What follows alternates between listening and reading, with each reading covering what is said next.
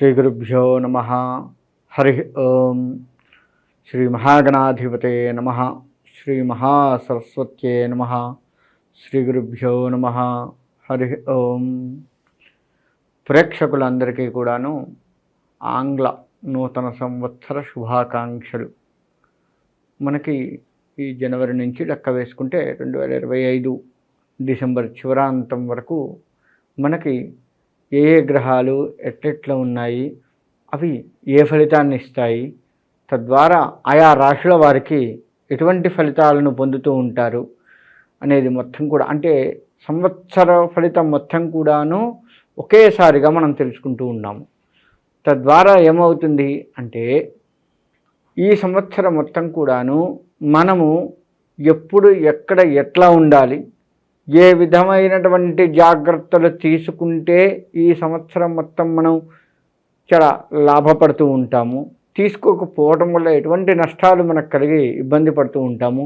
ఇటు కుటుంబరీత్యా కావచ్చు, ఇటు వ్యాపారాలు, వ్యవసాయాలు, ఉద్యోగాలు ఇటువంటి ఏవైనా కావచ్చు. ఇటు ఉద్యోగపరంగా అనే కాకుండా మళ్ళా విద్యార్థులు వీళ్ళు కావచ్చు. ఇలా అన్ని రంగాల వారు కూడాను అనుకూలమైన సమయాలు ఎప్పుడు, అనుకూలమైన సమయాలు ఎప్పుడు కాదు, ఇటువంటివన్నీ కూడాను మనం ఇప్పుడు తెలుసుకుంటున్నాము. ముందుగా మేషరాశి. ఈ మేషరాశి వారికి ప్రథమం అంటే మొదటి 3 నెలలు కూడాను కొంచెం నిర్మలంగా సాగుతూ ఉంటుంది. వీరు అనుకున్న పనులలో ముందుకు వెళ్ళాలి అన్న ఆలోచన మొదలు పెడతాం, కానీ ఆ ఆలోచనని సక్రమైన దారిలో తీసుకురావటానికి మనకి 15/3/2025 అంటే 15వ తారీఖు 3వ నెలలో కొంత గురుడు మార్పు వల్ల లాభపడుతూ ఉంటాము. తద్వారా ఏమవుతుంది అంటే ఈ గురుడు మార్పు వల్ల వీళ్ళకి ధనలాభం మొదలవుతుంది.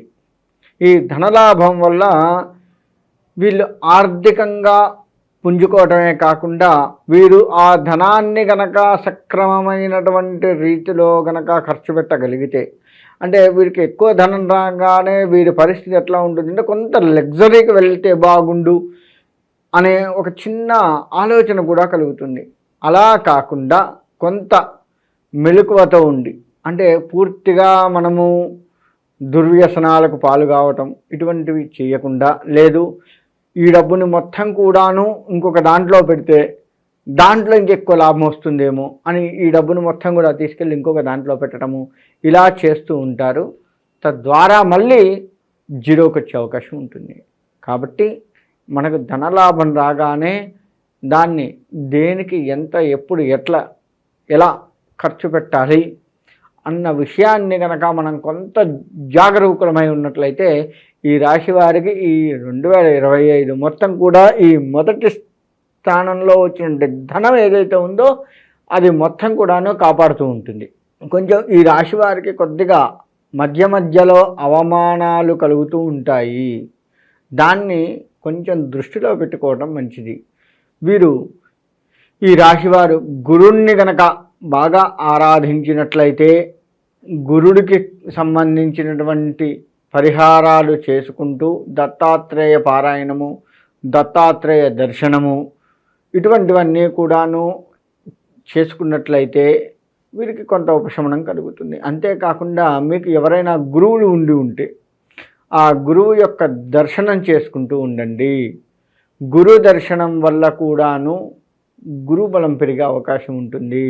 మీరు పురోహితులు, మీ ఇంటి పురోహితులు, వాళ్ళని ఇప్పటివరకు మనం పంతులు గారు, పూజారి గారు, అయ్యగారు ఇటువంటి పేర్లతో పిలుస్తూ ఉన్నాం కదా, అలా కాకుండా పూర్తి స్థాయిలో గురువు గారు అని పిలవండి. ఇటువంటి బ్రాహ్మణుని గురువు గారు అని పిలవటం వల్ల కూడాను, ఆ పిలుపు పదే అనుటూ ఉండటం వల్ల కూడాను, వారి ఆశీర్వచనాలు తీసుకుంటూ ఉన్నప్పుడు కూడాను గురుబలం పెరిగే అవకాశం ఉంటుంది. ఇవన్నీ చిన్న రెమెడీస్. మనకి ఈ చిన్న రెమెడీస్ కనుక మనం పాటిస్తూ ఉన్నట్లయితే మనకి ఆర్థికంగా గురుబలం పెంచుకుంటూ మనము, అంతేకాకుండా సమాజపరంగా కూడాను ఒక గురుస్థానము అంటే మళ్ళీ ఇక్కడ ఒకరికి చెప్పే స్థానంలో ఉంటాము. అదొకటి గమనించుకోండి. అంటే ఈ చిన్న రెమెడీస్ మనల్ని ఏం చేస్తాయంటే ఒక చిన్న స్థాయిలో, నేను ఇందా చెప్పాను కదా మొదటి 3 నెలలు ఇబ్బంది పడతాము అని, దాన్ని కొంచెం స్థాయి పెంచుకున్న వాళ్ళం అవుతాము. చెప్పించుకునే స్థాయి నుంచి చెప్పే స్థాయికి వెళ్తాము. అన్ని రంగాల వారు కూడాను, ముఖ్యంగా వ్యాపారంలో ఉన్నటువంటి వారు, అందులోనూ రియల్ ఎస్టేట్ రంగంలో ఉన్నటువంటి వారు తొందరపడి డబ్బుల్ని అనవసరముగా ఖర్చు పెట్టకండి. ఇక్కడి నుంచి ఇంకొక దగ్గరికి పెడితే బాగుంటుంది అని మీరు అనుకోవచ్చు. అక్కడ బాగుంటుంది చెప్తూ ఉంటారు మీకు, ఇక్కడికంటే అక్కడ బాగుంది అని. కానీ అది నిజమా కాదా? అతడు చెప్పింది మన మంచికైనా కాదా? నిజంగా అసలు ఆ స్థలంలో గనక మనం పెట్టుబడి పెడితే ఇంతకంటే లాభం వస్తుందా? లేదు ఉన్నది కోల్పోకుండా మన పెట్టుబడి మనకు వస్తుందా? ఇటువంటివన్నీ కూడాను ఆలోచిస్తూ కనుక మీరు పెట్టుబడులు పెట్టగలిగితే రియల్ ఎస్టేట్ రంగం వారికి కొంత మంచి జరిగే అవకాశం ఉంటుంది. ఎప్పుడూ కూడా పెద్దలకు నమస్కారం చేసుకుంటూ ఉండండి రియల్ ఎస్టేట్ రంగం వారు. ఇక విద్యార్థుల విషయానికి వస్తే, విద్యార్థులు దక్షిణామూర్తిని బాగా స్తుతించండి. దక్షిణామూర్తికి సంబంధించినటువంటి శ్లోకాలు ఏమైనా ఉంటే నేర్చుకోండి, అవి చదువుతూ ఉండండి. ప్రాతకాలాన్ని దక్షిణామూర్తి యొక్క ఫోటో ఏదైనా ఉంటే దానికి నమస్కారం చేసుకోండి. ఈ విధంగా గనక మీరు చేస్తూ ఉన్నారా, విద్య విషయంలో ఒక అడుగు ముందుకు ఉంటారు. ఇక ఈ రంగం వారికి విద్య విషయంలో వచ్చేస్తే మొదటి కాకుండా రెండవసారి కొంత పాస్ అయ్యే అవకాశం ఉంటుంది. మొదటిసారి అంత ర్యాంకులు రాకపోవచ్చు. అంటే ద్వితీయ శ్రేణిలో ర్యాంకులు వచ్చి పాస్ అయ్యే అవకాశం ఉంటుంది. అలా కాకుండా ఉండాలి అంటే ఇప్పుడు నేను చెప్పినట్లుగా దక్షిణామూర్తికి సంబంధించినవి చేసుకోండి. మేధా దక్షిణామూర్తి ఫోటో దొరుకుతుంటుంది, జాగ్రత్తగా వినండి పిల్లలు. మేధా దక్షిణామూర్తి ఆ ఫోటోని కనుక ఇంట్లో పెట్టుకొని ప్రతిరోజు నమస్కారం చేసుకొని మీరు విద్యను ప్రారంభించండి. ఆ స్వామిని వేడుకోండి, స్వామి నాకు చక్కటి విద్యని ఇచ్చి నన్ను ఉత్తీర్ణుని చేసే బాధ్యత నీదే స్వామి అని చెప్పేసి స్వామిని వేడుకుంటూ మన ప్రయత్నముగా మనము మంచిగా 1-2 సార్లు, ఇప్పుడు మనకి పిల్లలు ఏం చేస్తుంటారు అంటే ఒకసారి చదివి ఊరుకుంటారు. కానీ ఈ సంవత్సరం విద్యార్థులు మనం శిశువు నుంచి లెక్క వేసుకుంటే IAS IPSలు అట్లా పెద్ద పెద్ద చదువులు చదివేటువంటి వారు కూడాను ఒకసారి చదివితే ఎక్కుతుంది, నాకు అన్నీ తెలుసు, నాకు ఈజీగా ఉంటుంది, ఇటువంటి పదాలు మాట్లాడద్దు. ఇంతకుముందు ఉండొచ్చేమో కానీ ఇప్పుడు కాదు. కాబట్టి ఒకసారి చదివితే సరిపోతుంది అనుకోకుండా 1-4 సార్లు చదివి అది బుర్రకెక్కించుకోండి. ఖచ్చితంగా వీరు ఈ విద్యార్థులు ఈ సంవత్సరం మొత్తం కూడాను ఉత్తీర్ణత పొందాలి అంటే ఎట్టి పరిస్థితుల్లో తెల్లవారుజామున 4 గంటలకే చదువు మొదలు పెట్టవలసిందే. అంతకుమించి ఇంకొక మార్గం లేదు. ప్రశాంతమైన ఆ సమయం బ్రాహ్మీ ముహూర్త సమయం అంటారు. ఆ చదువు మనము ప్రతిరోజు ఆ సమయాల్లో కనుక మనము చదువు మొదలుపెట్టి 1 గంటన్నర 2 గంటలు, అది మీకున్న సమయాన్ని బట్టి, అక్కడ పొద్దున్నే వెళ్ళాల్సిన పరిస్థితుల్లో ఉండేవాళ్ళు కొంతమంది ఉంటారు, అక్కడ మీ పరిస్థితిని బట్టి చదువుకొని చక్కగా దాన్ని ఆ ర్యాంకు తెచ్చుకొని వృద్ధిలో ఉండాలి అని కోరుకుంటున్నాము. ఎందుకు ఇంత ఘనంగా చెప్తున్నాను అంటే వీళ్ళకి ఇందాక మనం చెప్పుకున్నట్లుగా ప్రథమ శ్రేణి కంటే ద్వితీయ శ్రేణిలోనే చదువుని కాస్త బయటపడే అవకాశం ఉంటుంది. కాబట్టి అలా కాకుండా ఉండాలి అంటే ప్రాతకాలంలోనే లేచి చక్కగా చదువుకోవటం ఉత్తమము. అంతకుమించి ఈ విద్యార్థులకు ఇంకొక రెమెడీ లేదు. ఎట్టి పరిస్థితుల్లో వీరు ఈ విధంగా కష్టపడవలసిందే ఈ రాశి వారు మొత్తం కూడాను. ఇక వ్యాపారస్తులు గుర్తుపెట్టుకోండి, వీరికి దిష్టి ఎక్కువగా ఉంటుంది. కాబట్టి ఆ దిష్టిని తప్పించుకోండి.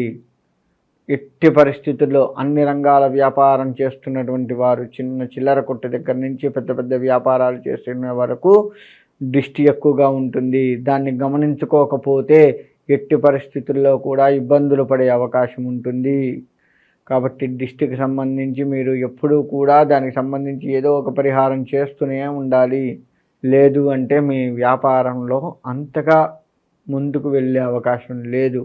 కాబట్టి దీన్ని గమనించుకుంటూ మీరందరూ కూడా చక్కగా ఉండి ఈ యొక్క 2025 మొత్తం కూడా అన్ని రంగాల వారు అభివృద్ధిలో ఉండాలి అని కోరుకుంటున్నాము. అంతేకాకుండా ఇక మన వ్యవసాయ రంగానికి తీసుకున్నట్లయితే వ్యవసాయ రంగం వారు కూడాను కొంత వర్షాలు ఒక రకంగా తక్కువ అయినప్పటికీ మీ భూమిలో ఉండేటువంటి నీరు ఏదైతే ఉందో అది మిమ్మల్ని కాపాడుతుంది. అనుకూలమైనటువంటి పంటను మీరు కొంత చేజిక్కించుకుంటారు. కాకపోతే వరదలు ఏమైనా వచ్చే అవకాశం ఉంది. ఆ వరదల వల్ల ఆయా ప్రాంతాల్లో వచ్చేటువంటి వరదలకి పంట నష్టం కూడా కొంత ఇబ్బంది పడే అవకాశం ఉంటుంది. కాబట్టి ఈ వ్యవసాయ రంగం వారు కూడాను ఆచితూచి వ్యవహరిస్తూ కాస్త ఇప్పుడు మనకు వెనకట ఒక సామెత ఉంది, మబ్బును చూసి కుండలో నీళ్లు పోగొట్టుకోవద్దు అని.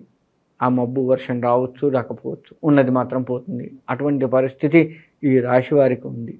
కాబట్టి అటువంటిది లేకుండగా మనము అత్యంత జాగరూకులై మెలిగినట్లయితే ఈ రాశి వారికి ఈ 2025 సంవత్సరం మనకి ఈ 2025 సంవత్సరం మొత్తం కూడాను అదృష్టంగానే చెప్పవచ్చు. కానీ ఈ రెమెడీస్ మాత్రం ఖచ్చితంగా పాటించవలసిందే. అందుకు ఇంకొక మార్గం లేదు. నేను అన్ని రంగాల వారికి కూడాను చెప్పాను ఏం చేస్తే మంచిదో. కాబట్టి అందరూ కూడా ఆయా రెమెడీస్ పాటిస్తూ గురుబలాన్ని పెంచుకుంటూ మీ వ్యాపారము విద్యని పెంపొందించుకొని వ్యవసాయ రంగాలు అన్నీ కూడాను మీ చేతిలో ఉండేట్లుగా మీరు మసులుకునే బాధ్యత మీ మీదనే ఉంది. కాబట్టి ఈ రాశివారు అత్యంత జాగరూకులై వ్యవహరిస్తూ ఉండడం మంచిది. వీలైతే ఈ నవగ్రహ ప్రదక్షిణాలు ఇటువంటివి కూడా చేసుకుంటే ఇంకా మంచిది. గురువు వీళ్ళకు ప్రధానము. ఎట్టి పరిస్థితుల్లో కూడా గురువు ప్రధానంగా ఉంది. ఆయా జాగ్రత్తలు పాటిస్తూ సుఖంగా ఉండాలని కోరుకుంటున్నాను. సెలవు తీసుకుంటాను.